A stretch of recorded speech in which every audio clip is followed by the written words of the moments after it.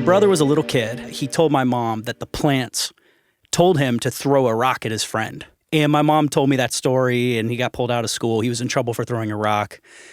Shortly after that, he started telling her that he was seeing devils.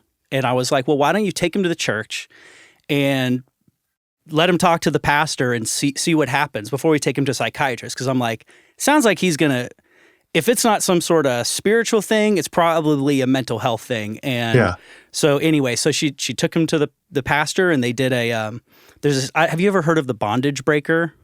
No. So Catholic tradition has exorcisms. Right. Protestant Christians don't have exorcisms. You're supposed to basically repent of all these things that maybe you've done, and maybe that's going to set you free. So they did that, and supposedly he stopped seeing devils. So case closed, game over. What about the plants? Sorry, go ahead. Yeah, which has a good tie-in, by the way. 10 years later, maybe, something like that, I found myself with him attacking me, trying to punch me. Luckily, he's a little guy, and I'm a lot bigger than him, and I held him down to the ground for an hour, trying to calm him down, telling him I loved him, trying to pray for him, trying to anything nice we could say. Meanwhile, what he's saying back to us is, I'm going to cut you into tiny little bits. I might be adding this part, but I'm going to send your the different bits of you to the four corners of the earth. I might have added that part, but he definitely said he was going to cut her into little bits. Yeah. Last week, knowing we were going to sit down and do this interview, I looked at it like a Goodreads list, and they put A Head Full of Ghosts as your number one book. And I was like, okay, I'm going to be a chump if I don't know the guy's like number one book and I'm interviewing him, so I better go ahead and read this thing. And as you could probably tell from everything I just said, I really resonated with A Head Full of Ghosts. Oh, man. And so one question right off the bat is, and I should say I'm not super sensitive about this topic. Sure. Because just for your sake, like you can answer this however you want. What did the research process look like for that book in researching schizophrenia and exorcisms? Well, first, geez, sorry, like you have had to deal with that.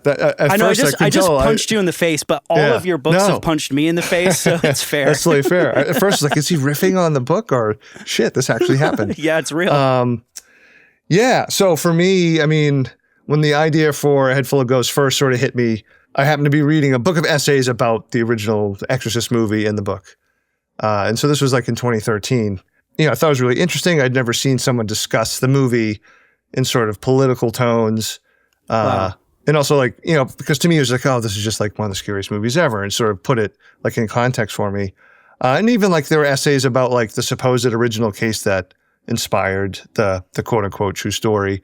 You know, it was all bullshit. Like there was an investigative journalist who did the story. So anyway, so I was like, wow, no one's really, in 2013, I was like thinking Hollywood pumps out possession movies all the time still, but no one has really had a possession novel that I could think of since Sarah Grand's like 2001 Come Closer, which is really scary.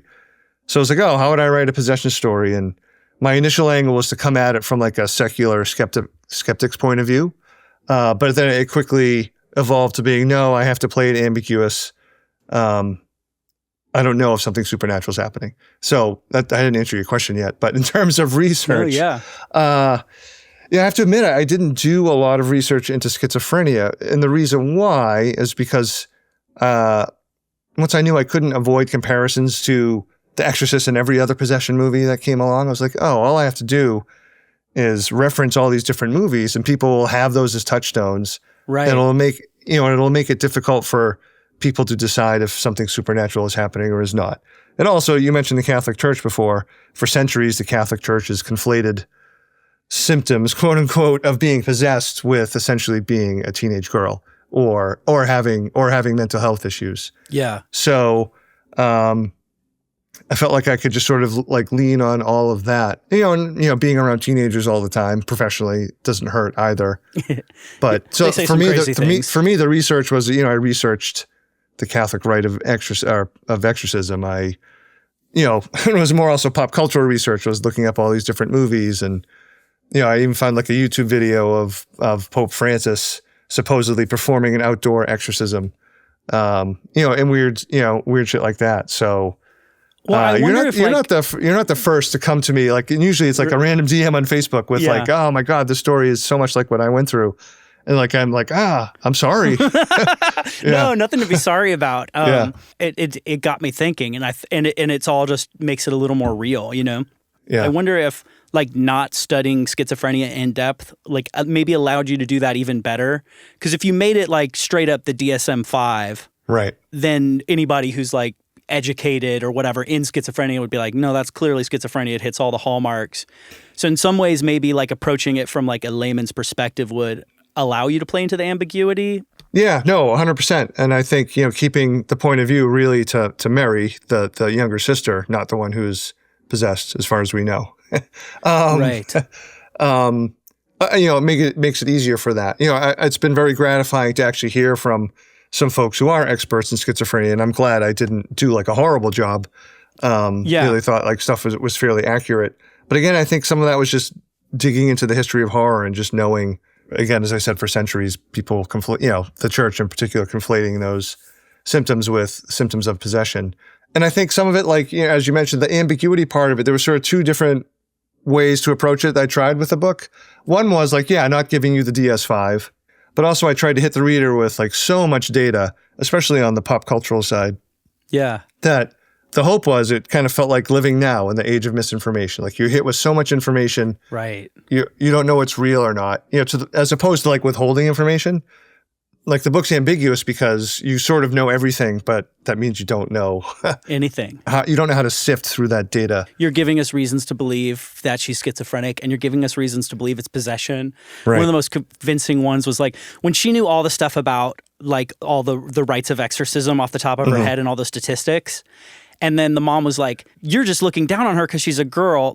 My personal perspective, I was like, no, I don't expect a guy, like anybody knows all that stuff on top of their head. That's a lot. I think I started to question Mary's narrative, Mary the blogger, who working under a pseudonym, because it felt like she was explaining away her own experience. Like when I heard her first person account and then I saw how she wrote about it from the side, it almost sounded like she was trying. I'm like, the Mary who just told me this story seemed to believe it, and now Mary the blogger seems to be contradicting herself. I mean, I think even like towards the start of the book, Mary is honest about like, hey, I was 8. Like, how much do you remember when you were 8? I'm paraphrasing. Like, how much of your memory's been changed by time, but this is how I remember it, so this is sort of what I'm stuck with. To me, I hope for the reader, like the scariest part is that we just don't know.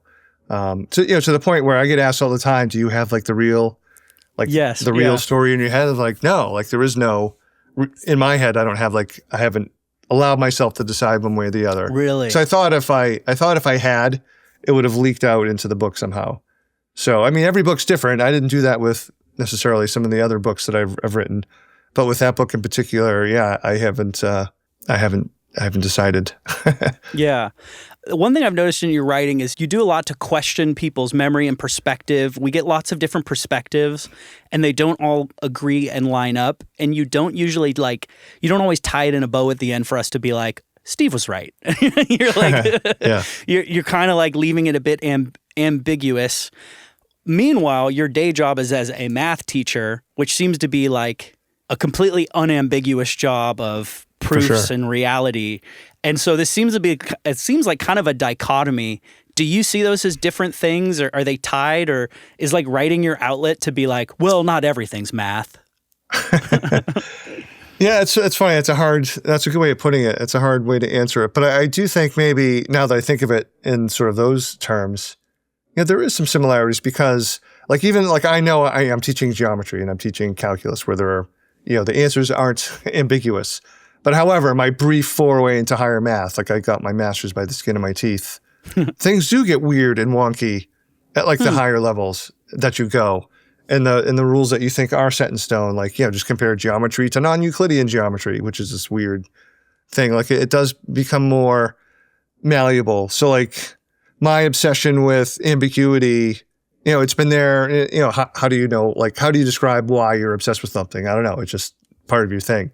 But yeah, I've always been fascinated by, memory being malleable and obviously, even reality itself and like your identity and like how much of your own character sort of is dependent upon what others have told you about yourself, especially when you were too young to have certain memories. And, And even like a goofy thing, like, and this sort of blew me away. Like I had oral surgery about 20 years ago, had my tonsils and a uvula removed because I had sleep apnea.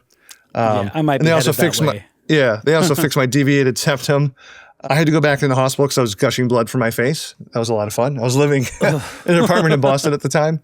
And so the dude was like, all right, we just have to repack it and take out the splints, splints. Now I have a big nose, but like when he said splints, I imagined like mouse paw, like teeny tiny splints. Yeah.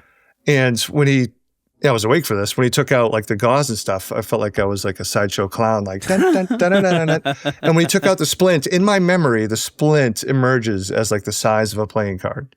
That's in my memory, but that's not how big it was. Like later on, I could saw it's like the size of a quarter, essentially.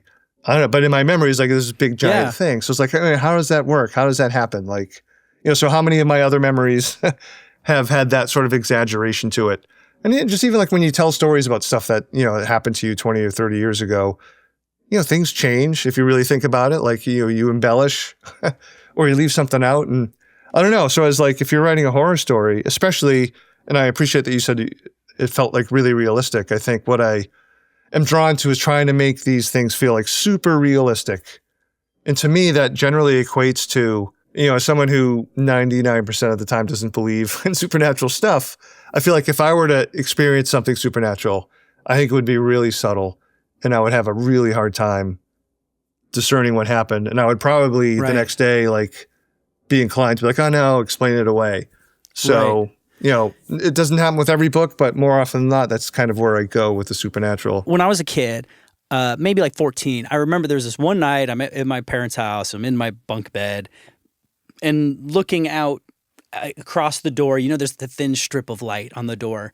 Mm-hmm. And I felt like what I saw was like a shadow walk up to the door. So I'm like, oh, it's like, my mom or my stepdad walking up to the door. Like all of a sudden, what would be the rest of that shadow came through the door, and I see like a fully formed shadowy figure, kind of maybe staticky shadowy. And I got the classic, what do you call it, sleep paralysis. Oh, yeah, where I'm like, oh, God, I can't move. Except I didn't feel like I woke up out of a sleep. I felt like I was awake the whole time. Right. Utterly terrified. If you've ever seen like Harry Potter, the feeling that happens when the Death Eaters come onto the train, or the Nazgul in Lord of the Rings, like it was that. And I finally like gathered within myself the wherewithal to jump out of bed, turn on the lights, and then it's, there's nothing there.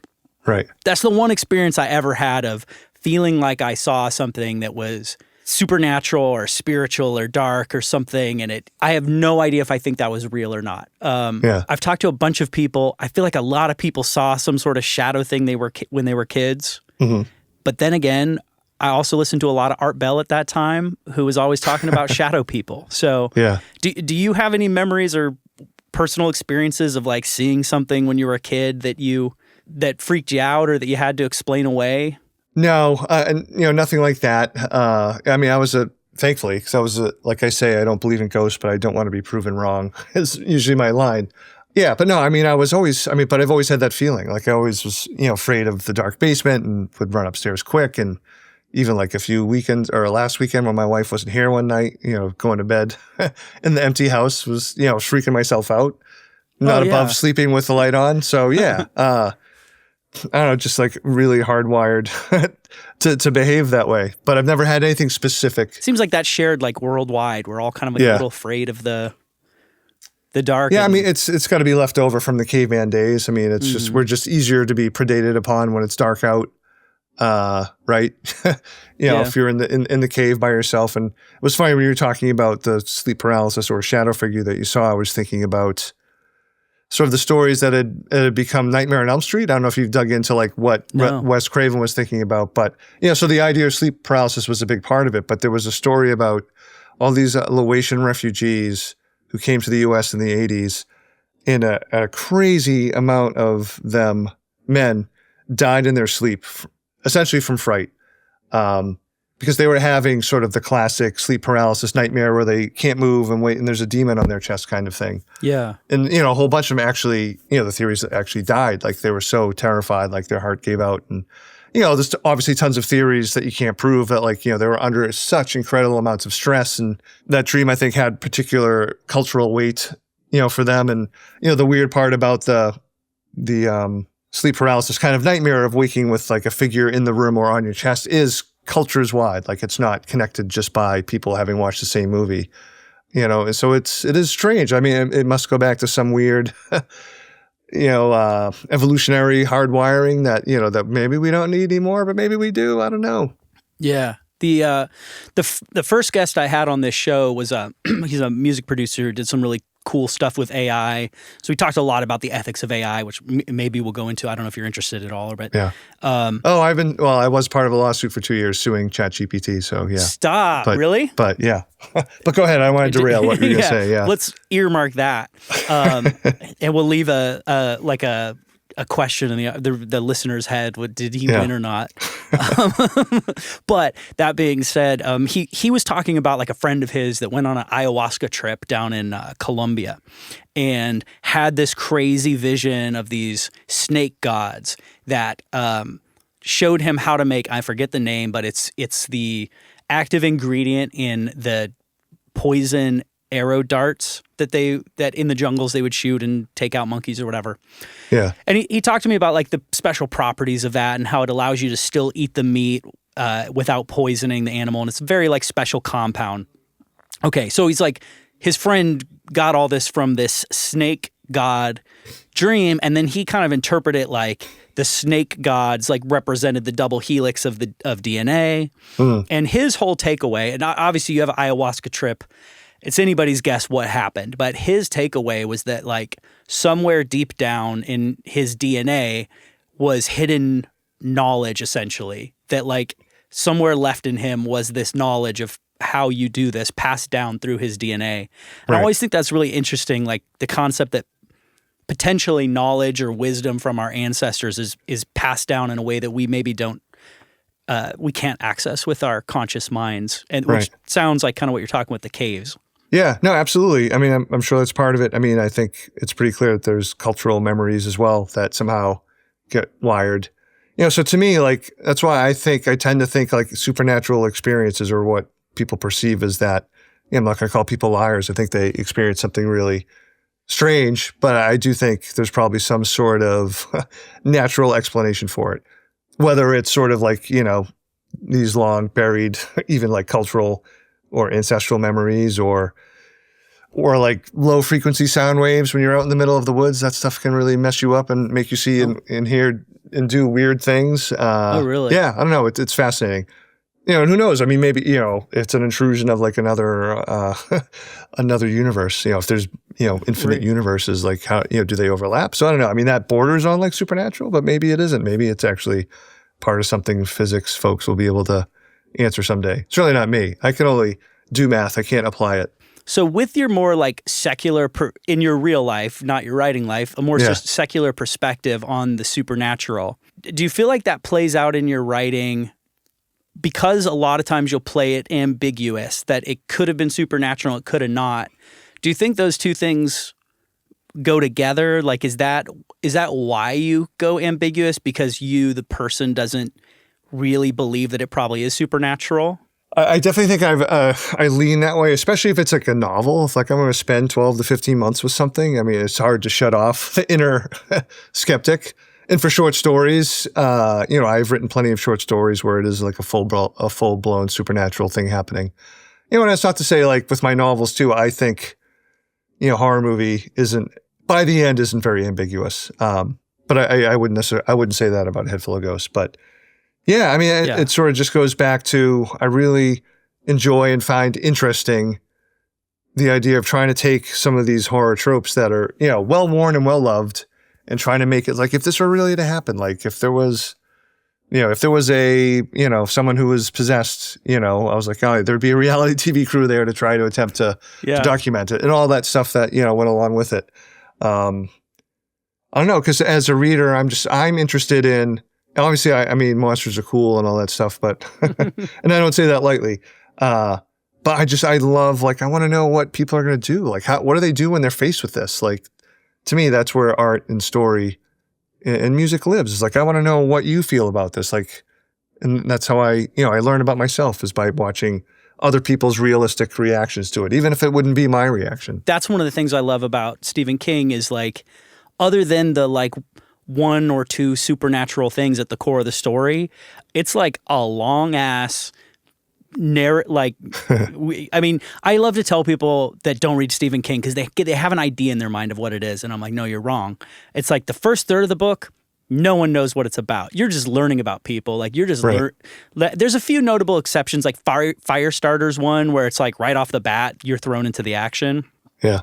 But generally you're just like, I'm learning about whoever for the longest time, and you're like you think you kind of know what it's about. But I remember like Salem's Lot. I didn't know it was about vampires till halfway through. Yeah. Like halfway through, they're like, it's a vampire. I'm like, holy shit. And I love that. Yeah. For the most part, you're getting to learn about real people seemingly acting real. And then there's like one thing that's super unrealistic.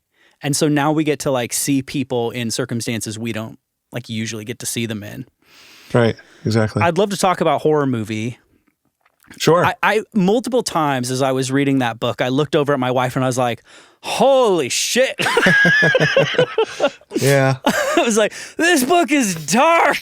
And I didn't say dark. I said brutal. I'm like, oh my God, this book is brutal, but I can't turn away. Would love to hear more about your inspiration, where the idea came from. To me, I saw a lot of themes of like bullying. And it seemed like to me like it was about like the creation of a monster. Like it's like an origin story.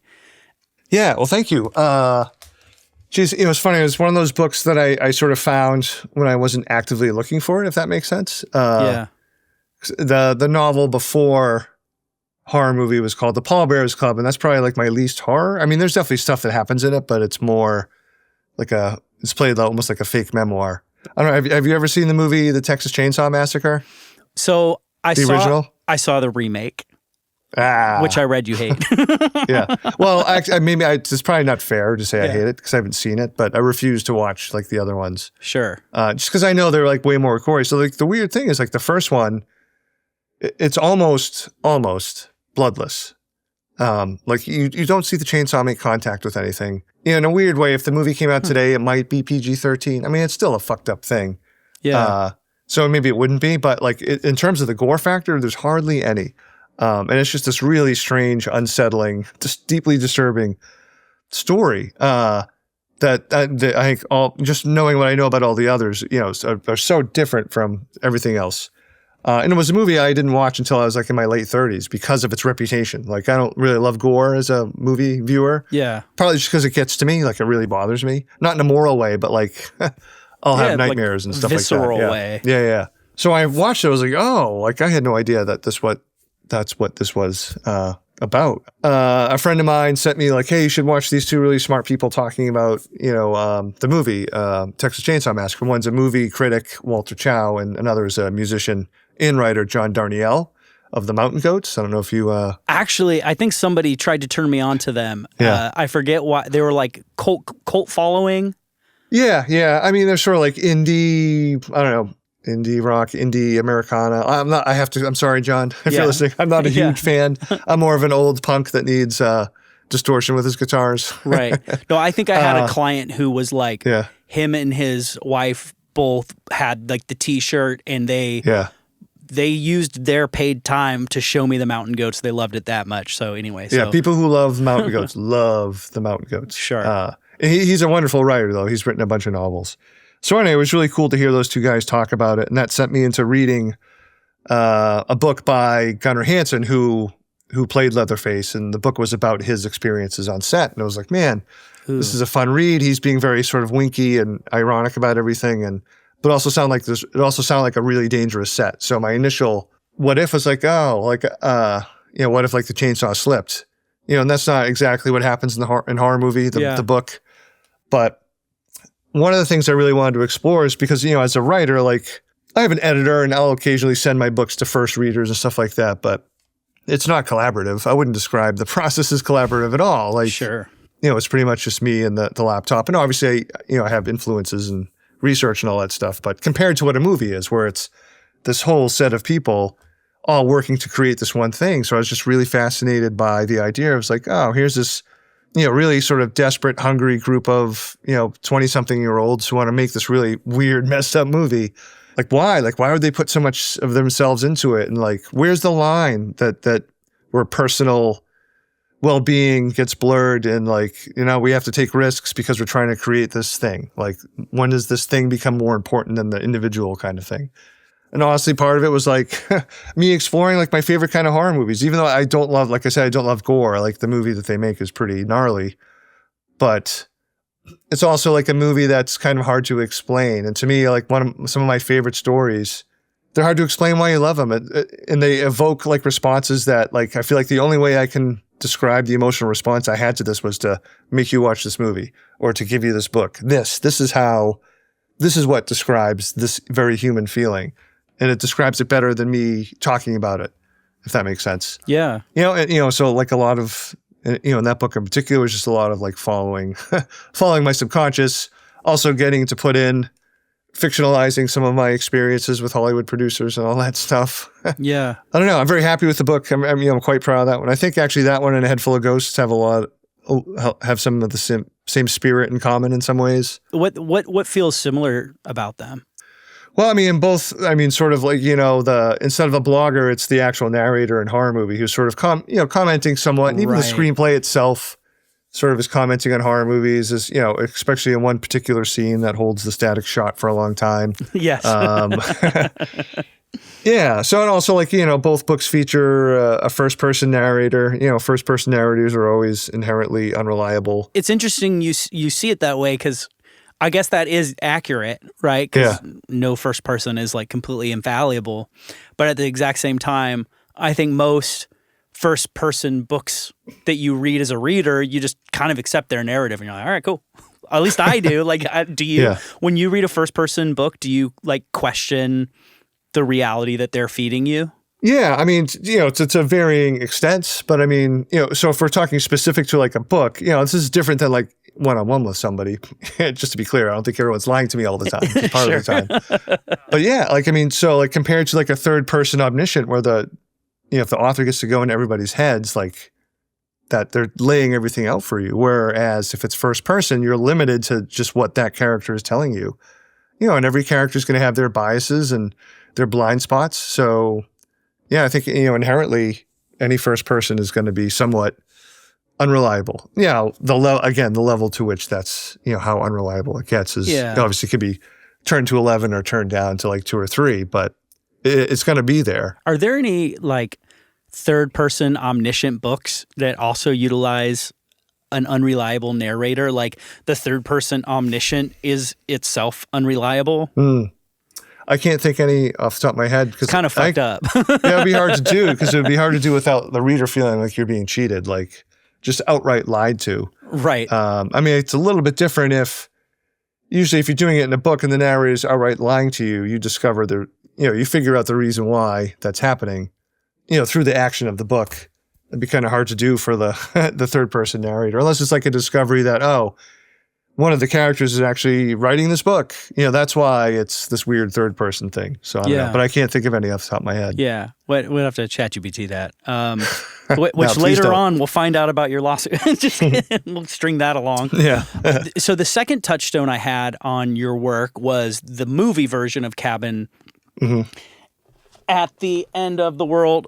Long title. Yeah. Just want to make sure I don't say it wrong. No, so many people call it Cabin in the Woods. Like I can't tell you how many times. I was going to call it that. No, it just rolls off the tongue for sure. Which itself is a great meta horror movie. Absolutely, yeah. So my second touchstone was A Knock at the Cabin. Right. A Knock at the Cabin? Sounds right. And, no, that would be more grammatically correct. It's just Knock at the Cabin. Knock at the Cabin. Yeah. Yeah. So directed by M. Night Shyamalan, which was it directed or produced? Both, but it was directed by him, yeah. Okay. They always try to throw you when they're like, produced by Steven Spielberg, and you're like, wait a minute. So M. Night Shyamalan, I'll just tell you my own personal experience here for a second. This is not the views of the podcast or yourself, but I think the world was introduced to M. Night Shyamalan via Sixth Sense, which had like, at least I was only probably 12. So at least for the 12-year-olds amongst us, was like the greatest twist ending we had seen in a movie. Yeah. We're like, holy shit. I've never would have guessed, and then it was there. Maybe me now, having absorbed more Twilight Zone and such, maybe I'd get it. But in that I think, movie, he got really well known as like twist ending guy, and so you're like always waiting for his like amazing twist ending. But I was thinking about this. So he directs the movie, and so I'm like, ooh, I know this book. I liked this book. And M. Night Shyamalan, for me, is a director that I'm like, I am always willing to give his movies a chance. Sure. Because 60% of the time I really like them, and 40% of the time I'm like, oh, that was fine until the end. I was thinking about this, and I'm like, it's kind of interesting because the book has an ambiguous ending, does it not? Yes. And then the movie has a twist ending. Or would you call it a twist? I don't know. It's funny. Like, I mean, he used to be the twist guy, and I think that's fine. And that reputation is there so much. I think in his later half, he's become the I'm going to explain everything guy at the end. Not so much the twist. I think that's sort of what he does in Cabin, because after like the first 2/3 of the movie, where he does play it sort of, is this happening? Is this not happening? Yeah. The last third, it's clearly an apocalypse happening. Yeah. So I feel like there's less a twist in that one than an explanation or validation or something. My brain is now fucked up on what the ending is because I have I have both reality. It's like I have an alternate universe in my brain. Yeah. I haven't read all your books yet, but I don't feel like you do twists. Yeah, I don't think so. Or if I do, like if there's a twist, it should be like 2/3 of the way through, and then the last third is like what do people do now? Like that's kind of how I look at it. Yeah. Okay, which you kind of do pull in A Head Full of Ghosts. I think. During the blog, you're like, I accept that. Well, I don't know if it's a twist. Maybe it's we should say a reveal. Like, oh, absolutely. Yeah, yes. Yeah, like suddenly you're revealed to what I would have thought is the ending of like, not to give spoilers, but like what becomes of the characters. There's a big reveal in the blog post, and I'm like, how is this happening in the blog? How am I not getting to see it? I read it last week. Like it's the casual reveal. Yeah. Yeah, and I'm like, is that what it's called? I think so. Yeah. A casual reveal. Yeah. Yeah. I'm like, how are you just telling me this in the blog? Like, why didn't I get to see that? But of course, it sets you up for later things. So you succeeded. But I was thinking about how a twist ending and an ambiguous ending are almost like kissing cousins. If you have that term up north, you might not. That's probably a real Southern thing. No, we have that. Yeah. But it's like they're really similar, but they're also kind of antithetical. And I can't remember my super smart way of saying this, so I'm just going to sound dumb. But a twist says everything you thought you saw, you kind of didn't see it right. And here's the actual reality that you never would have guessed. And this is what it is. And then the ambiguous endings, like back to what you're saying about Head Full of Ghosts, you saw everything. And you may have thought that you knew what it was, but actually you still can't know. Right. Which is a lot more like accurate to life, I think. I agree. Yeah. So I don't know. I just thought it was interesting. Like M. Night Shyamalan as a director for your film is really interesting. It definitely it pulled me in because like I said, I always give his movies a chance. Yeah. But it seems like a different flavor of person to do the story, if that makes sense. Yeah, no, for sure, 100%. I mean, I knew early on once he was on board, and he was very cool about being upfront about the changes he was going to make and stuff like that, including the grammatically incorrect title. He just became obsessed with the idea of a choice, like, who would you choose to sacrifice for everybody else? Like that was the part that really drew him in. Whereas obviously that's there in the book. For me, the story became about like something else. Like it became, instead of the who you would choose, for me, the more compelling choice was, would you choose? You know what I mean? Like he got stuck on like, we're going to choose. You have to, who's it going to be?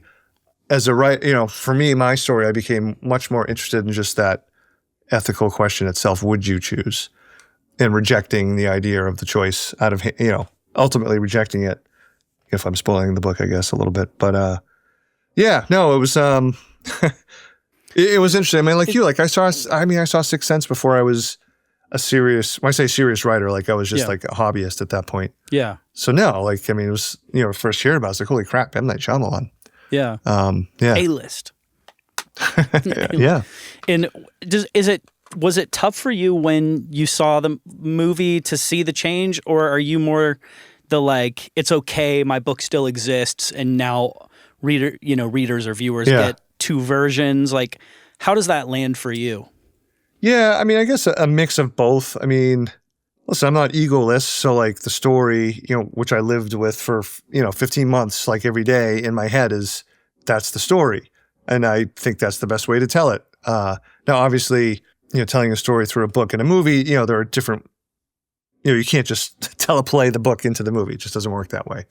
But it forever strikes me as odd, and it's just even as someone who watches things that have been adapted, like why add other stuff? Why change this? It just feels like sometimes folks change things to change things. I like the movie. I really don't like its ending. I enjoy talking about the differences, though. It was very strange seeing it on the screen for the first time. Like, I was just like sweating and, got emotional. And then I thought like I was going to get up and sprint and leave the theater. So it was a very strange and wild experience. The last part of it, though, goes back to the sort of, not the lot of a writer, like, please, no one needs to feel bad for me at all. But it is a little strange to think, the vast majority of people who know the story are going to know it as the movie. Way more people see the movies than actually read the book. That's kind of weird. It's not like sad or a bummer. I wouldn't change like going through it, but it's just a little weird to wrap your head around. One thing it reminded me of is The Mist. I had seen the 2007 version where it ends with him killing his son because he's about to, sorry if it's a spoiler, but it's been since 2007. You He kills his son because he's about to kill himself and just to take them out of this cruel, evil world. And then the fucking sky clears and the army comes in and they send away the monsters. And it's like, you just quit right before the end. The stupidest ending of a movie I've ever seen in my life. But I have feelings about that. It like stabbed you in the heart. You're like, he killed his own child. It wasn't even that. It felt like so unearned. It's like they wouldn't have done that. He would have waited a little bit longer. And the rest of it, as you said, like, seriously, like the army showed up and the helicopters blew the mist away? And like the one person who was the tool bag that left, she survives and brings them back. I just thought it was a really bad twist ending. I know that Steven disagrees. He likes the ending to that movie quite a bit. Oh, he does. But I do not. I much prefer his ending in the novella. Right. Which is, as you were is much more sort of ambiguous. In the novella, they're basically driving through the mist and see the giant monster, and they can hear a little bit something on the radio that says something about Hartford or something. So it ends with a little bit of like, maybe they can get to Hartford, or Hartford's still there. So many of his novellas, you get to the end and you're like, I wish he would continue this as a rest. I kind of want to read the rest of the book, which I guess is a cool part of short story. I mean, that means he did his job. But I'll get to a lot of his short stories and be like, what happens next? I want the next part. Yeah. Do you have a favorite King adaptation and least favorite? Oh, favorite King adaptation. That's a great question. I think The Dead Zone is up there. Misery, those are probably the best too. Oh yeah, Misery is really accurate. Yeah. Also, there's some differences. Actually, the differences I guess aren't, I don't know. I mean, like in the novel, you get to read like Misery's Child, like you get big swaths of the actual book that he's working on and stuff like that. But no, I think both like the book and the movie are both independently really cool things. So yeah, those would probably be my top two. As far as like other bad ones, I'm sure, he's had so many things made, and I'm sure he would even say something like, Dreamcatcher, which the novel itself, like I don't even think he likes very much. I read the book. I've come to the place where I always read his books first, and then I'm disappointed by the movie, but if that's what I'm going to be disappointed by, so be it, Right. In Dreamcatcher, I read it, and I was like, I enjoyed that. It wasn't like life-changing. It wasn't my favorite of his, but I had a good time with the book. And then I watched the movie, and the weird part for me was it was like pretty, to my memory, pretty one for one. Like I'm like, oh yeah, they did like all the main important things, but at least that created a theory in me that like if you try to one for one a novel into a movie, sometimes that just doesn't work. Like it wasn't. It was like they tried to squish too much stuff and too many plot points into the film, right? And it was definitely a disappointing film. But anyway, I have heard that he doesn't even like the book, so who am I? Right. There's the Lawnmower Man. You ever see that movie? No. It has so little to do with the short story that it was on, that it was quote sort of adapting. Yeah, I literally read that short story last week. Yeah. And I was like, I remember this was like a movie at the video store, and I feel like how could this have been a whole movie? Right. Yeah. We kind of diverted from horror movie. From my perspective, reading horror movie, I read a lot of like bullying, the cruel things kids do to each other, and maybe like the creation of a monster. In the book, it's very much a monster. In real life, like it's, school shooters and stuff like that, or even just people who become violent later in life, or on the other end, people who become depressed. There's a million ways that goes. Right. But especially like being a teacher and everything, like were those themes in it for you, or am I reading that into the work? I mean, there's no question. I mean, it's there on some level. I mean, just because of how, in the screenplay, how Cleo, Valentina, and oh my God, I'm spacing on my characters. The third guy. Oh, the third guy. He always felt less important. No, he is. But why am I can see the kid. I can see the student I named him after. Anyway, so the three teenagers who are, basically doing stuff to the thin kid is, the first Carson, thank you. The first act or two acts, and I hate talking in terms of acts, but the first chunk of the movie are them sort of inexplicably, doing horrible things to their friend, creating a monster in a certain way. So I don't know. I think some of it is just like the high school teenage experience is so inexplicable on so many levels, like where people just, because I mean, when you're that age, you're just this weird stew of intelligence, but also being ruled over by like, the wild chemical hormone changes through your body. And things are just so much more, like your friendships are so intensified, your enemyships are so intensified by, the whole experience. So I wanted to create like who seem like, oh, these are like good kids, like what you would call quote unquote good kids, until they are alone in the school, the abandoned school with the thin kid. Why are they doing this? And I wanted that question to be there and really sort of unanswered, other than sort of what Valentina says at one point.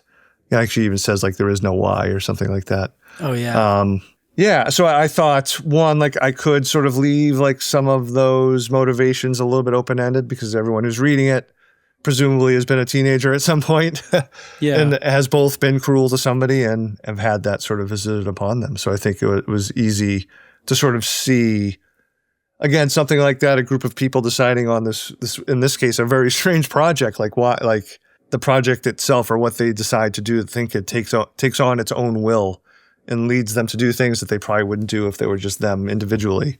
Right. Yeah. So, I mean, that's all there. I mean, it's hard to explain like now, like I'm so bad at it. That's usually just like, hey, the book is the best way I could say this. If you just look at the objective reality of the book, then the thin kid's retelling is he's like telling you what actually happened on the set. But in the screenplay, it's like, well, yeah, Cleo, a teenager, wrote this, so she could have meant anything. And so we can kind of be like, yeah, that would have never happened in real life if I want to. But like I read it, it almost sounded like a ritual, and it like begs this question: like, did the mask make them do it? Did they uncover some book or something we never heard of, or are they just like torturing him for the sake of it? But of course, like it leads to something, and they seem to know that it's going to, and they all seem to be like participating in this ritual. I don't know. Maybe I'm trying to make it too deep, but like, and maybe that's like the cool part about it is because you don't go, they pulled out the book of ancient spells that Cleo had found. 100%, like, by leaving out that one detail, now it's like, dude, why are they doing this? Did they know it was going to lead to this or not? And now I get to think about it a lot. And like, why are humans cruel to each other? Yeah, I don't think they did know, like, why. Certainly just speaking in terms of the screenplay, right? I mean, because if they did, why would they have wanted what had happened sort of at the end kind of thing necessarily? I think that's part of the idea. Like, even if you know your motivations, do you know what the result of it is going to be? And it's like, you might think, but you don't really know for sure, right? You create something that can't be stopped. No, and I definitely never wanted to give like a a hard answer as to why they were doing this. I didn't want to give like a hard answer. There's hints and, maybe someone's lying. I don't know. I didn't want to give a hard answer as where the mask came from. Like, the origin of the mask never even comes up in the screenplay part, right? It's earlier when Cleo is at the restaurant pitching the movie to the actor who's going to be the thin kid, where she tells him, "Oh, I found the mask," and has this like big long sort of fun story. But that's actually not in the screenplay. So the screenplay versions of them don't really know where the mask came from. I'm making this book sound really confusing. I don't think it is. I hope it isn't. No, it's not. It's it's really enjoyable to read, largely because of the different ways you tell it. I don't know if everybody's like this, but I love reading screenplays. And then let me caveat that by saying I've read like 2 screenplays ever, and they were thrust upon me. Yeah. Like they were both in a class in college, and then like the next time was yours. But the format of screenplay, it's like you get a lot of what you would get out of a book, you get a lot of what you'd get out of a movie, but you get it like, like heroin. You get it very quick. You get it much quicker than reading a novel. So for me, it's very like, it's got a great like direct to visual imagery pathway. And so we get to the screenplay, and I'm like, I'm watching the movie, which like I love the movie. I'm like, I'd love to see that movie made. Not even like the horror movie, book movie, but just like their movie would be great. And honestly, like I was like, this is a super haunting story. Like I kind of thought that was a great movie that you wrote, by the way. Well, thank you. I appreciate that.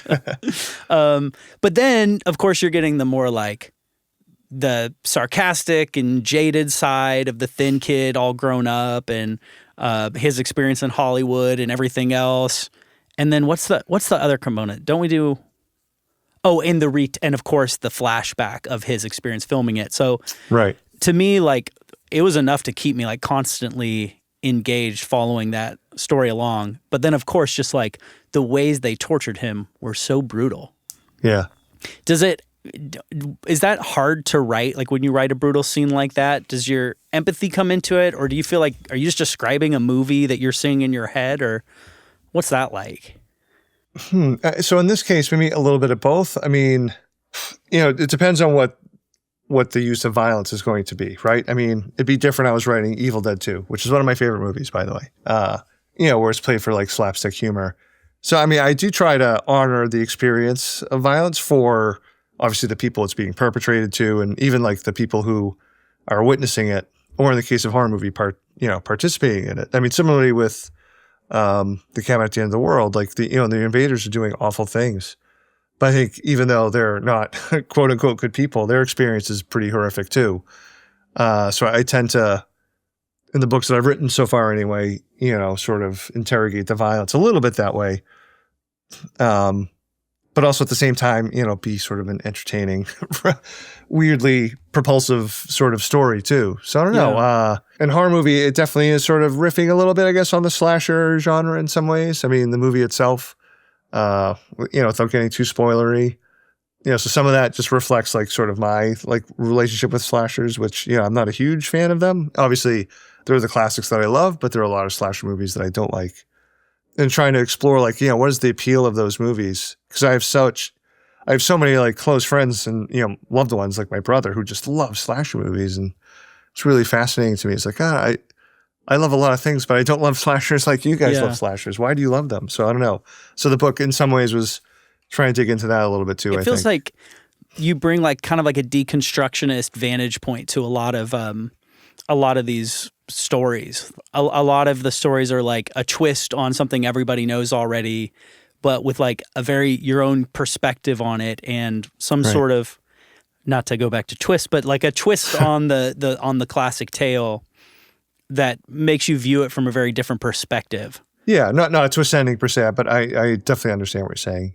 Yeah, I mean, I think it would be for anybody writing in horror. It's like at first it can be a little intimidating because you're like, oh, everything's been done before. And I'm sure, I mean, that's true for all sort of music and art. But the thing is no one, like you haven't done it before. Like your experience that gets filtered through the story is going to be what makes it different. Or, your interests that are going to get filtered through the story is what makes it hopefully, a new reading experience, or if it's a movie, viewing experience for somebody. What was it like for you getting into writing? Like, how did you figure out, like, did you read books on creative writing, or did you just kind of approach it from your own perspective?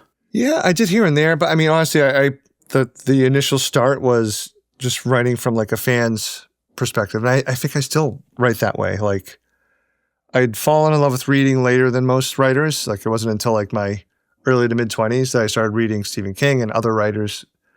And then I had this weird, inexplicable urge to try writing a story. And I say weird and inexplicable because I just got my master's degree in math. Like, why the hell would I try writing a story? What do I know about writing a story? But it was just this nagging thing. It was like, hey, try it. Like, it was just a voice that kept saying, try it. So I definitely had like the want for some sort of artistic outlet. I mean, I was teaching myself guitar too at the same time. Nice. I would have much rather have been a mediocre punk musician than a writer, but unfortunately I'm a better writer than a musician. For some people, that's hard to believe. But yeah, I mean, it came from like, I don't know, like do you play music at all? You probably do, right? Oh yeah. Yeah. I mean, you start from a place of like, mimicry and like, you learn to play your favorite song and then maybe you try to do something different with it, or like you come up with your own chord progression. I mean, writing for me was not that different from that. I was like, oh, I really like these stories. I'm going to try to take this little spark from this story and see if I can build a different fire with it, kind of thing. Yeah. So how I learned was just by reading a ton of books. Like since the mid 90s, I probably read 60 to 80, sometimes more books a year. Mixed in there, I did read some books on writing. Some are better than others. And then eventually I think the community part of it is important as a writer. I mean, it's baked into musician, to being a musician, I think, because you have to get together with other people to play music. Yeah. With writers, I did think it was, it was important to meet other local writers and just even meet up just to share the struggle, just to share like the frustrations. And then maybe you have a writer's group and you critique each other's stories and things like that.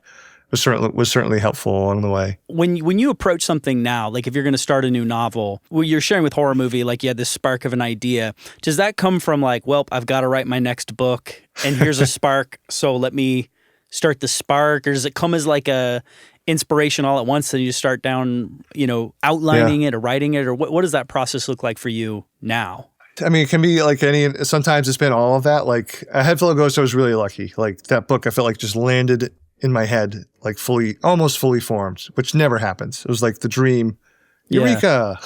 Yeah, it's like and with Paul McCartney with horror, and Yesterday. Yeah, but I've had plenty of books where it's like I have a deadline, I have to come up with something. It's like I just try. I keep a little notebooks that I take notes in. Like they're really sort of like my idea notebooks. And sometimes of like I really want to do something like this book, and I'll start with that. I'll start with that story of mine and then sort of riff off it into a different direction. Yeah, and you just try to remain open to being, to being inspired. Like I wish I was a writer that had like a bunch of ideas waiting for me. Like I have friends who say that, like, oh, I'll never be able to finish all the book ideas that I have. I'm like, when I finish one, I'm like, oh crap, what the hell am I going to do now? Right. In some ways it's kind of fun and exciting, but there's always the worries like, what if that was the last one? Yeah. There's going to be a last one. I think it's just like a matter of when it is. I have voice memo upon voice memo of songs I've started writing. In my mind, I want to go back to all those songs and develop some of these choruses that I think are really cool and make it a full-fledged thing. Mm-hmm. But what actually happens is when I finally am ready to like actually sit down and record a song, it's like whatever my current thing I'm pumped about, like the newest idea, has the momentum and energy behind it for me to be like, no, I'm going to record this song now. And I should zoom out and like take stock of the 100 songs in my voice memos and be like, which are the best, and come to some sort of conclusion. But I don't. I'm like, this new one's got me excited. It's a problem to solve. Yeah. And that to me has the momentum. Like if I start it right now, I could finish it in a few days. But if I don't, it's going to fall to the wayside. I don't know that I'll ever get back to any of those ideas. Well, I mean, everybody works differently, obviously. So for me, I almost do the opposite. If it's a novel, if I get what I think is a novel idea, I purposefully let it sit, let it marinate for, a few weeks to a month. And for me, the test, if, I'm sort of testing it out. It's like, do I want to spend 12 months to 15 months working on this and nothing but this? Right. And so my test is I leave it alone, but if I find myself thinking about it in moments where I'm not actively thinking about it, like it just starts percolating around in my brain, like when I'm doing the dishes or taking a walk and I wasn't actively thinking about it. To me, it's like, oh, okay, I am like sufficiently obsessed, interested enough in this that I am going to do it. So, I mean, I do occasionally get like, the fun spark ideas, and those I'll write down. But, if it doesn't come back to me just like in a few weeks later, then it stays in the notebook. I can go back to it. Like it's rare, but I have gone back to things, usually for short stories. Yeah. And actually, the novel I just started is an idea that I had years ago that I thought I was going to write, but I wasn't ready for it. But I've come back to it in a different sort of form. So now I'm working on that, which is fun. Like I hope the creative process will always be somewhat different. Same enough that I'll have the confidence that, hey, I can do this again, but different enough to make me excited and, surprised. Well, I mean, it's also very different to write a novel, which I've never done, versus writing a song, which I've done a lot of. Yeah. A song, like, we could potentially write it in a half hour. It could take days. Obviously, like Leonard Cohen's famously worked on Hallelujah for like, I don't know. Now I say it's famous, but I don't know. I don't have a commitment to memory, but it's like decades. Wow. Kept changing that thing. Yeah. You can conceivably write a song in like 3-4 hours and have like done. And meanwhile, completely just impossible for you to do. So it would make sense that you would want to marinate longer on like, is this even worthwhile to spend a month on? Do you outline everything and come up with like, this is exactly what the book is? Or do you discover it yourself along the way? I usually know before I sit down to write obviously the beginning, and I usually know the ending. Yeah. Sometimes it can be really hazy. Like the ending of a horror movie was hazy. I knew sort of the area I wanted to end in, but not the actual ending. And then I've had other books where I knew the last line and I had to just earn my way to that last line. When I was a newer writer, I outlined a little bit more, partly because I feel the least comfortable with plot. Like, so it was helpful, especially like my first 2 novels were these weird detective novels. And I didn't feel like I was good enough to make up the mystery as I went, and I still don't. So yeah, I wrote like this roadmap, like 10 pages. Things change as you get to the end, and which is fine. So I've certainly found that helpful at times. But a head full of ghosts, I didn't write an outline. I just kept a lot of notes as I went. And actually, the last like 3 or 4, I haven't outlined. I've just been doing notes. So typically, what's happening is I'm writing, and then I'll think ahead a little bit and might jot that in my notebook. So I'm sort of outlining as I go, I guess. But every book, I want to try to make its process feel different, just to remind myself this is its own story. It's not something else. And whatever you do is in service to this story, like trying to curate everything, not only the story and the characters, but even curate the experience to make it feel like, oh, everything I'm doing is special and unique to this novel. I think that's like always so helpful for any creative task to like switch it up for yourself and try to like solve the problem from another angle, or like invert your tools and just like, or tie your hand. One thing I think about in like making an album. So I just did an album with a band where we used only analog recording techniques. We didn't do anything digital. Now I mixed it digital because I just don't have enough $1 million of technology to do it analog. But it used to be you had to do that. But I have every tool to like save us 3 hours right now. But we tied our hands behind our back and said, no, we can only do it this way. And what that process led to is like lots of imperfections. But we sort of embraced that ethos that it was like, that it was cool for it to be raw. Like, this is as good as we can do. And so sometimes I feel like that's tying your hand behind your back and you're like, yeah, I could do anything. But like, these are kind of sort of this is the logic and rules that this world or this story or this album is going to live by, unlocks a type of creativity you don't always have. Yeah, no, 100%. That's a really cool way of thinking about it. The album side of things. I know my own son, as we were talking before, is a music production major, and he puts out music under the name Cole Calico. So like he was initially just putting out like songs here and there, but like he's been trying to build up to having a, in his case, a 5-song EP, not a full album. Right. Well, great. And, next he's step. talked about how that's like different. He doesn't want to put out these 5 songs individually. He wants it to have it all as like one thing, which is cool. Did he grow up like making songs in the house or? Yeah, he got to start like in high school. Like, it's funny, in the school he went to is where I teach. There were just some kids who were, with the digital revolution and like, Logic, that software program, right? Like, he figured out how to use that. And especially during the pandemic, it was really interesting to see all these kids that were like 17, 18, 19, just making music in their bedrooms, essentially. Yeah. And really good music. And they would talk to people in other countries, and they would have like these like online festivals. And it was like, wow, like as an old punk, I was like, oh, it really seemed like I was watching like the new DIY, whereas before it was the process that you were describing, dudes playing, a bunch of people playing in a room. So that's been really cool. Like, I mean, my son definitely doesn't do punk. He calls it sort of like indie pop, but it's, I'm really fascinated by the process. From one of my novels, The Paul Bearers Club, about a failed punk musician, we actually recorded like a quick and dirty 4-song EP and threw it up on Bandcamp. Fun. Yeah, under the name The Paul Bearers Club. Like, he wouldn't put his name on it. But yeah, no, it was, an excuse just to do, to hang out with my son and do something creative with him. And my daughter, who's younger, she's a college student, but she's a studio art major.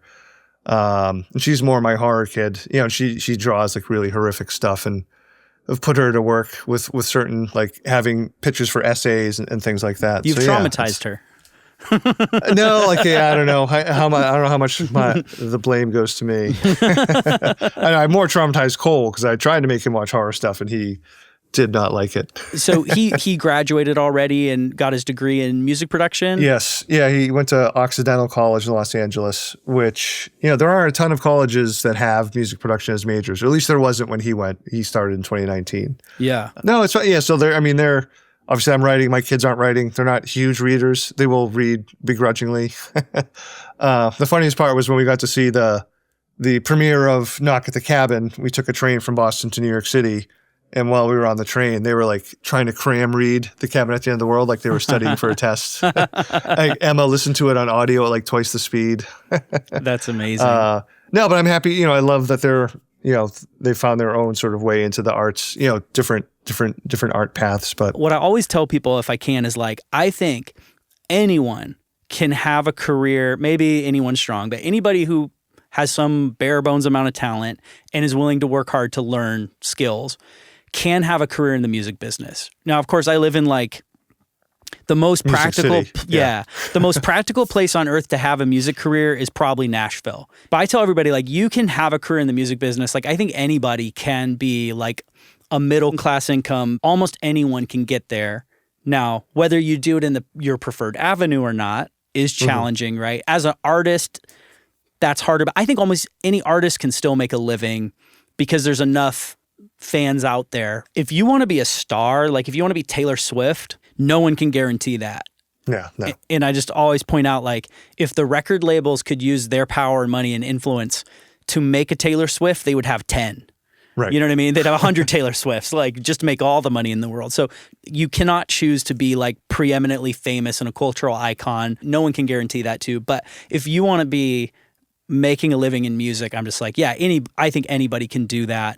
I'd say that to you too, Paul. If you want to ever come back to your punk life, like we're here for you. Nice. But anyway, that was my speech for all aspiring musicians. Yeah. No, I mean, it's not. I mean, I would only add, because it's great advice, like bringing a little bit of math into it. Like on the writing side, I've always thought of it as, because there's no question, there's luck involved. I know plenty of really talented writers who don't sell the amount of books that they should.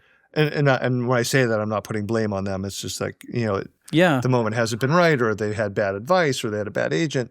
I've always just looked at it and the math problem is giving myself as many opportunities as possible for someone to say yes, as a numbers game. Like you get your story gets rejected, you put another one out there. You accumulate all these possibilities, because you just need one person to say yes in a lot of instances. So I've read a lot online. You were you like punk. And all I know about that is, so I went and listened to some of the band. So I listened to Husker Du. Husker Du? Nice. Yeah, Husker Du, yeah. It's got the umlaut, so yeah. So I listened to Husker Du in preparation for this interview. You're like, what good did that do you? But I think like a lot of the bands I really love would reference them as a band they really loved. And so I kind of got the like downstream. But like, I don't know, do you have a sales pitch for them, or why do you like them so much? Like, you got them tattooed on your arm. Yeah. It's funny. Like when I first heard Bob Mould and Husker Du, I was like, yeah, it's like, what is that? Like, I don't like that. But I don't know. I think for me at the time, like I hadn't heard anything like it. Oh, I take that back. So when I was in middle school, like it was Def Leppard, Scorpions. Yeah. In high school, I sort of moved on to like Living Colors Vivid, came out when I was a junior in high school. And I wore that tape out, it had the classic rock phase. So I definitely liked like heavier, louder sort of kind of music. And so then when I first heard punk, I mean, it was all that plus a little bit more, just like the energy. And in the case of Husker Du and Bob Mould in particular, like he just put, so much emotion into his lyrics and like how he sang and sometimes, screamed. It just really, I don't know, just really appealed to me. I think maybe in a way like horror, I think and punk are really closely related just to the idea that, usually a punk song, especially if they're politically, you have a political bent, they're telling you like how awful things are. And like, I don't find that depressing. Like I find like, oh, someone feels the way I do. I actually find hope and comfort in that. And horror the same way too. Like, oh, that's really awful. But like, I get it. I get what they're saying, and that actually makes me feel better. So I think, listener, like if you've never listened to, you might be better listening to Bob Mould's second band, Sugar, first, which is more sort of power pop. And then maybe go backward into Husker Du. Like, I mean, because the early Husker Du was like super hardcore, fast. But the older, the more they went, they sort of became more like a melodic, I would even call it like power pop kind of band. I listened to like their top few songs on Spotify, which I think is probably more towards power pop. Right, yeah. And then I went and listened to Bob Mould? Yeah. Yeah. Mould. So umlaut. So I went and listened to his solo stuff. Yeah. And his song, you had it on a playlist for something, it was The Descent. Yes. I thought it was really great. Yeah. And I felt like what he really has is like a melodic sense. Like Absolutely. I loved his guitar melody. Like he's not doing just straight ahead chords, or maybe he is, but he at least has another guitar layer that's adding harmonies to it. And so all of his guitar work, while being like edgy and distorted, still had like a very like pretty quality to it, or like a more melodic. It wasn't like an abrasive, angry sound like it. Right. And then his first album he released, I've like poked through enough songs to understand the vibe. I was like, oh, this could be like where Midwest emo came from. I don't know if you're familiar with that term. I was like, absolutely. He's doing the whole ding ding ding ding ding ding ding ding ding with guitars, but the pretty sweet chorusy. And I mean, it makes sense because I think all those bands were like Husker Du. I just had never gone back to the source material. 100%. Actually, you as a musician, like I don't know if this means anything to you, but so like I'm a hack guitar player, so like I do play a lot of Bob songs, and he uses a lot of suspended chords. Yes, yeah, absolutely. So I mean, you get that sort of ringing sort of intonation, like he almost uses them like exclusively. So he has a very, when you hear his distorted stuff, especially as a solo artist and Sugar, I mean that there is a distinctive sound that he has. That largely in part to all the suspended chords that he uses. Yeah, well, to me, a suspended chord always feels emotional. It just feels like more emotional. I usually hear them like towards being bittersweet. It's funny the different perspectives we have on the world. Maybe I'm trying to tie this back into ambiguity and narrators, but like there's a lot of songs that I hear and I go, oh, it feels so bittersweet. It just pulls on my heart. I'm like, that's how it feels to me. And other people are like, it's happy. And I'm like, it's not fucking happy. It's bittersweet. Like these are different emotions to me. So I would describe what was his, do you know what his first album's called off the top of your head? His first solo album? Yeah. Was Workbook? Did you go that far back? Yeah. That was like a lot of acoustic songs. Yes. Yeah. Workbook to me, all of those songs feel like emotional, bittersweet. They pull on your heart. They don't feel like happy, but there's a certain kind of person who hears that type of music and they're like, it's happy. And I just don't live in that world. But maybe it's from a sad childhood. I don't know. What do you do with the guitar? Like, what do you have? What do I do with the guitar? I stare at them. Just like have fun. Well, geez, for a really long time, my favorite guitar that I had, and I regret trading it in, I had a beat up Gibson Epiphone 12-string that was so much fun to play. Oh, cool. But the bridge was sort of like coming up a little bit, but it was still fine. I played it a lot. And I traded that in and got a Yamaha 12-string that I never play. Otherwise, like what the hell do I have? I have an Ibanez, like electric. Okay. And I blame my son for this, although obviously it's my fault, because he started teaching himself guitar, and like he's like, oh, this is this great used instrument place, like you should get a new guitar. And I bought like a 1993 Gibson Flying V. Oh wow. That's just fun to hack around on. And no one ever told me about the thing called neck dive, that you get with the Flying V, because it's so heavy, like it just starts tipping. Oh really? On you. Yeah, if the strap isn't like perfectly centered, which it wasn't, but I wasn't going to drill holes into this. So my solution was just to get like a leather strap, because the leather will hold on to the clothes. But otherwise, like when I first played it, I was like, oh my God. Does the neck like fly up and hit you in the face? No, it's more the other way. The neck goes down. It doesn't come up, because there isn't as much body, because they cut out the V part. So like the neck actually is heavier. Okay. Because it's a fairly long neck too, but anyway. Are you familiar with the Warlock guitar? I've heard of it, but I don't think I've ever played one. BC Rich Warlock. It's like the metal guitar of 1994, where it's like got just like crazy edges on every side. Yeah. I bought one of those when I was a kid, and like I had a phase where I thought that was super cool. Later on, like I got into a pop punk band, and my friends were like, "Oh, that Warlock that's so lame. Like that's dumb." Because that just wasn't the aesthetic. Right. And so we ended up thinking it'd be really cool to try out what it's like to smash a guitar like rock stars do on stage. Whoa, yeah. And so, of course, my guitar was offered up. Nobody else offered that. Oh, man. This was a destructive friend group. They're not. Yeah, jeez. And so anyway, we smashed the Warlock, which is, I don't know if we probably hid that from my dad. We probably didn't tell him that we destroyed the $400 guitar. Right. That was one of those ideas as a teenager, like, ooh, that'd be fun to be like a rock star. And turns out it's very hard to break a guitar. It doesn't break super satisfyingly. It's not like maybe acoustic could smash into a billion pieces, but a Warlock is like, you're like, oh, you just threw $400 into the toilet. And, but I don't know. You learn those lessons once. Tell me about your ChatGPT lawsuit for anybody who made it this far just to hear this story. Yeah.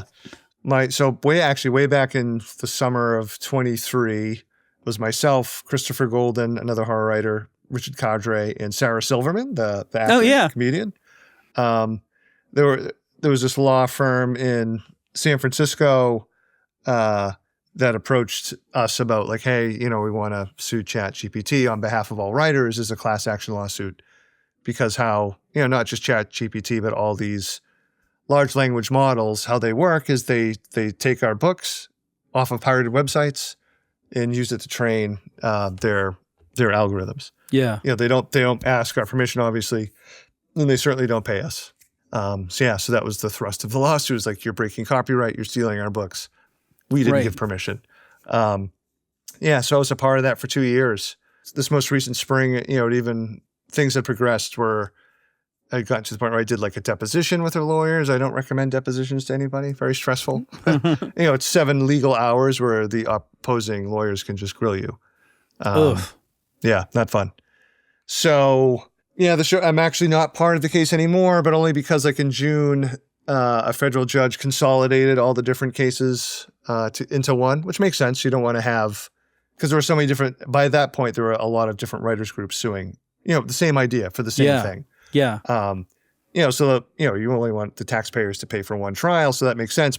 Consolidate everything into one case. When they did that, they put one law firm in charge. It wasn't mine, and then they weren't going to take all the plaintiffs, because you really only need like a handful to do a class action lawsuit. So there were already like 10 other authors in that pool. So, I decided not to continue forward with it at that point. And definitely proud of, fighting for those 2 years and, working with Chris and the lawyers and everybody else that I mentioned, and sending all my hopes and dreams forward with the case with the new set of lawyers and the other people involved. Yeah. Is it still being adjudicated now? Yeah, the last thing I heard was everything's consolidated, so I don't know where it is now. Like there was a settlement with the different LLMs, Anthropic. I don't know if you read about that at all. What has to happen now is I think, some federal judges have to approve that settlement, and if that happens, maybe that settlement becomes sort of a template for other cases. I don't know. It's the great unknown. There's also still the specter of of Trump doing like an executive order to allow the AI people to do whatever the hell they want. But that hasn't happened yet. So maybe I don't think that's going to happen. I don't know. It's a weird place, but definitely, the inconvenient truth for folks out there is that there's currently no ethical way to use a large language model AI. It's built off of stolen works. And until that changes, you're using our stolen works. And never mind, if you're using AI, you're not a writer. Sorry. You're just not. And I would say the same thing to musicians too. Like, you're not a musician. We're dealing with the exact same thing in music. And I mentioned it earlier, but I had the first interview of this podcast series was with a guy who used AI with music. What he did, without going into all the details, is he essentially he used it to finish some songs for an artist, but all it's really doing is changing the tone of phone demos to be final, to sound like a final product. And the reason he did that is because the artist had passed away, and then but he brought her final works to life, and with the blessing of the family, and then they give all the money to cancer research. There's a lot we could say about that. I'll just say, from my standpoint, I'm like, I think that is a good use of this technology. It wasn't large language models. It was other things.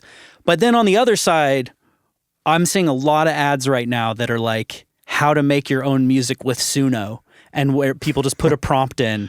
And I feel bad for, people like your son, where there's another kid who didn't go to school and is like, oh, I just type in what kind of song I want and it makes it. And, some of these kids are getting, or people, whoever they are getting record deals and making money off of that. There's now, I don't know if they're doing it for novelty's sake, but there are AI artists getting record deals because people listen to their song. And at the end of the day, commerce is willing to give anybody with an audience money. And it's really sad. The CEO of Suno is on the record saying, and I don't know if you're familiar with Suno, it's LLMs for music. And so the CEO is on record saying, I don't think most people enjoy making music. They don't enjoy the process. You're like, that's the only thing they do enjoy, other than experiencing what that process brought to life. If someone were to punch that guy in the face, I would not be a sad person. It's just so fucking absurd. Oh my God, that makes me so angry. I was just going to say before you mentioned that, it's the opposite. I don't understand why anyone would listen to something that was not produced by a human. What are you getting out of that? Again, the whole idea is what's cool is someone made this. There's that, you are making a connection with somebody when you're listening to a song or reading a book or watching a movie. That's gone. It's pointless. There's nothing there. There's no emotion. You're not going to feel anything. Yeah. People don't enjoy making music. And that guy said that with a straight face. Holy crap. Yeah, it's very frustrating. I'll tell you what I'm doing with that. What I'm doing is leaning further into imperfection and creating in a way that is human and raw.